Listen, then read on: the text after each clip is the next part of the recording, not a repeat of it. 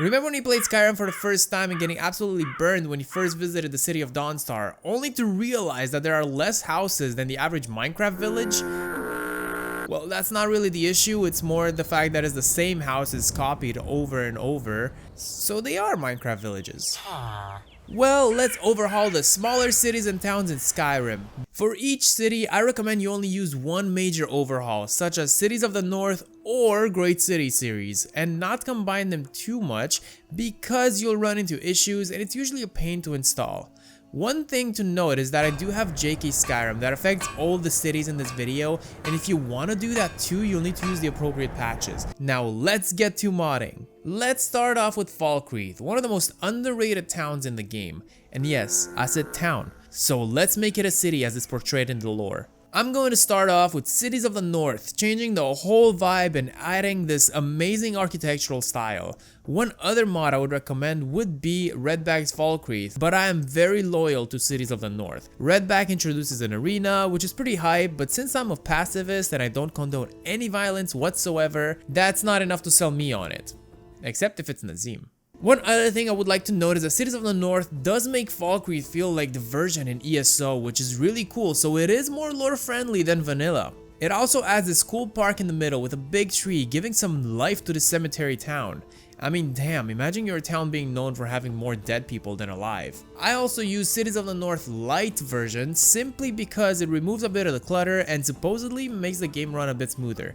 Now, I haven't really noticed a big boost myself, but less loaded in the creation engine is always better. And also get the Cities of the North Falkreath patch collection that has a very nice and convenient foam mod. In terms of the textures, I use Cities of the North Falkreath retexture and consistency, introducing parallax and some pretty good looking washed out textures. For me, someone who's been using the default Cities of the North textures for a long time, this mod gives it a slightly different feel and vibe and feels fresh. You can also get landscape fixes for grass mods patch, removing some overgrown grass from places where it's not supposed to grow. Well, I mean, 95% effective.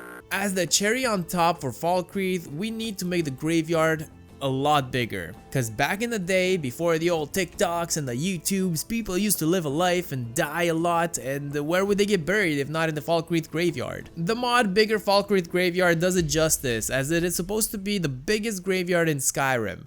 Now what I want to know is, what is the biggest graveyard in Skyrim?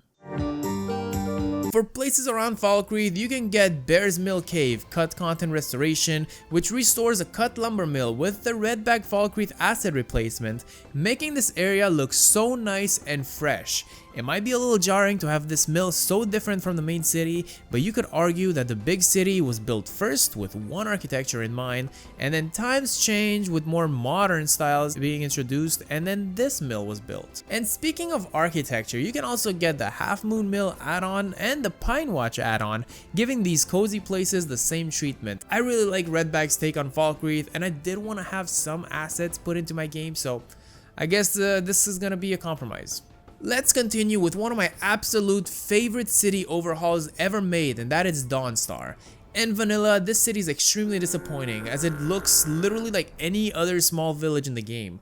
But now, just look at this massive Viking trading town that it became. With the obvious Cities of the North Dawnstar at the helm, the designs of the buildings are Viking inspired and will leave you wondering if you're playing Skyrim or Assassin's Creed Valhalla. The docks are also massively improved, but a lot of the heavy lifting there is from the JK Skyrim mods. Most of the interiors are also overhauled, most notably the inn looking like this massive open feast hall, and the Jarl's house with a similar vibe, but more intimidating since the Jarl and his guards will stare at you while you eat. Now you can drink mead, do those Viking rap battles from AC Valhalla, not really, and beat up a stupid Nazim lover such as Lincoln in this beautiful town, Nazim lover not included.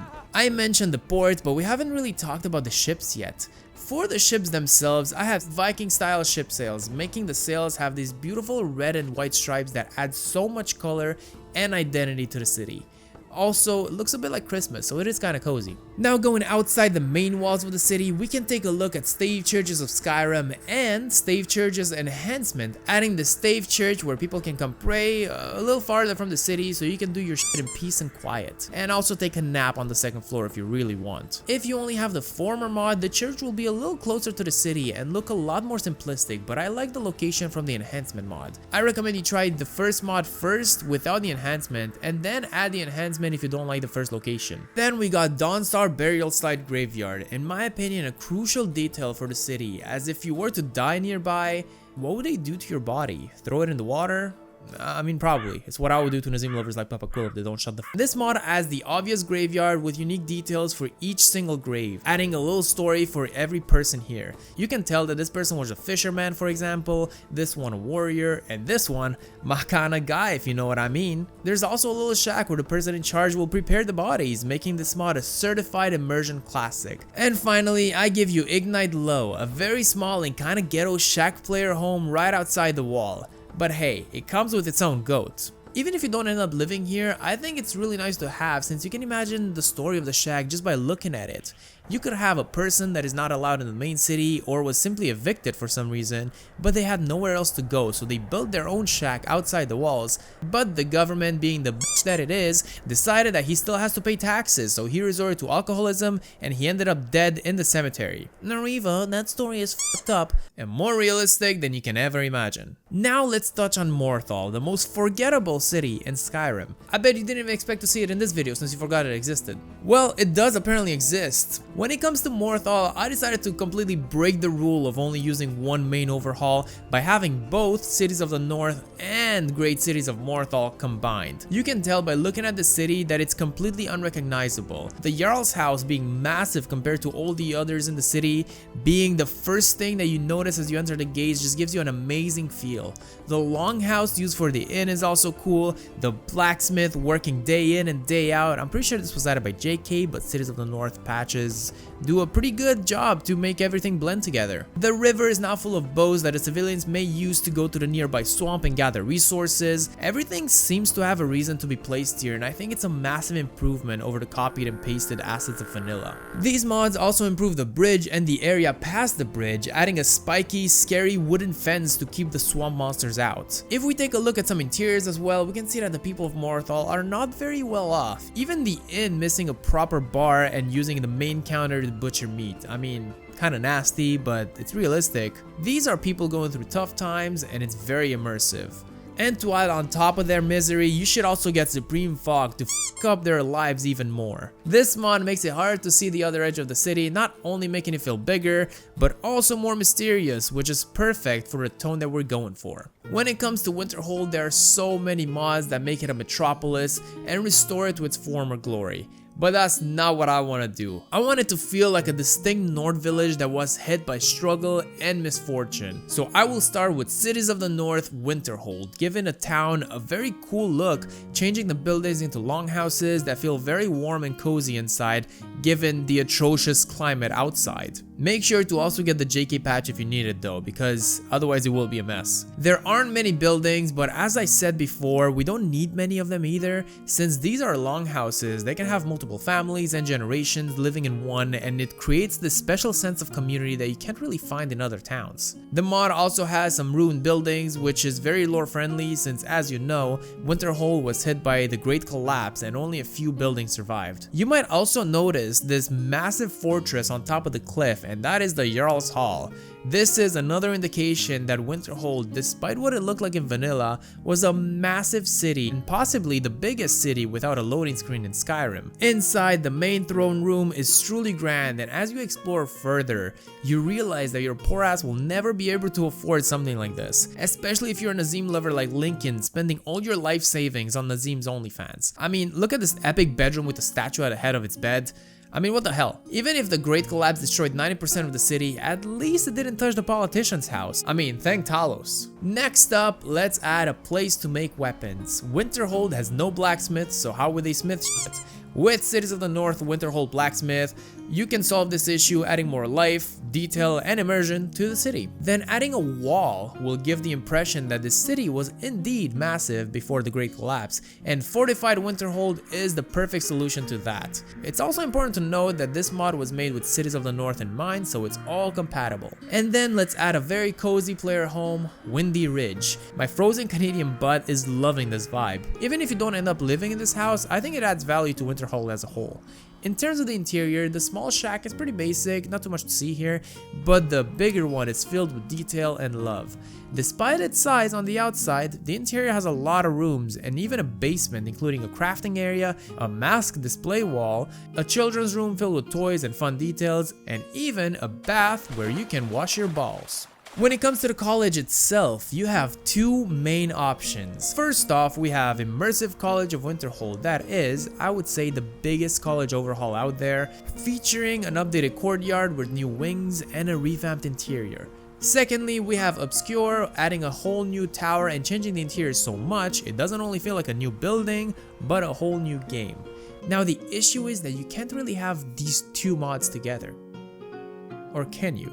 Well, it just turns out that they had a baby. Ultimate College of Winterhold really features the best of both worlds. I would not have expected two mods that change the same location in very different ways to be combined so well, but I guess the impossible can be done. Now if Bethesda can release an update to their game that works, that would also be the impossible being done.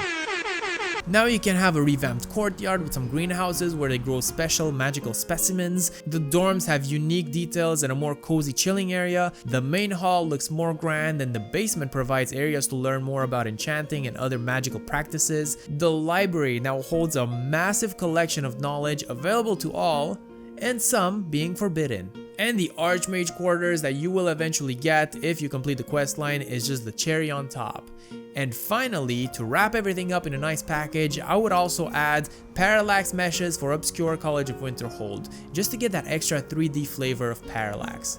Now this is the College of Winterhold that I was promised. I would love to make another video in which I focused on even more villages such as Riverwood and Dragonbridge, so please let me know in the comments if you'd like to see that, since I'm not 100% sure I want to make that yet. Kinda on the fence about it, kinda like on this fence about it. It really hurts. Now, I know it took forever to release this video, and I do apologize for that. If you follow me on Patreon, you would know that it's because I broke my mod list, so I had to start over basically from scratch. So that's why it took forever. That and my day job, it's yeah, it's a whole mess. It was my fault though, because I didn't back up my files, so do like Nariva says, not like Nariva does. Yeah, I'm gonna keep that in. And while we're on this topic, consider following the Patreon for exclusive updates, and if you would decide to go a step further and pitch into one of the tiers, you will get access to exclusive content. In fact, for this video, I uploaded a video per city in more detail in which I explore more in depth and test the mods out. I'm going to start doing that a little more often to create more content for those who care,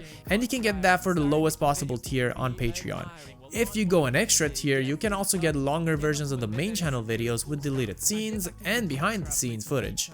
If you want to become a Nazim lover, Talos will forsake you. Anyway, I know it's cringe for YouTubers to do that, but it really does take a long time to make these videos, and I would like to put something out there for those who want to support me further, so there you go. But keep in mind that Patreon is only one of the best ways to support the channel, and the absolute best one is to watch the videos, enjoy them, give them a like, and maybe share them with your friends who might also be in a little modding pickle. Anyway, a massive thank you to my current and future Patreon supporters who continue to support more and more content here. Your name can also appear at the end of my videos, or you can be roasted to bits if you choose the Nazim Lover tier. Now click on this video if you missed the first video about the other cities and stuff, and click on this video if you want to overhaul the open world of Skyrim as a whole, adding more locations and changing the existing ones and such. So you have the choice. Go ahead. I need some water, so leave me alone.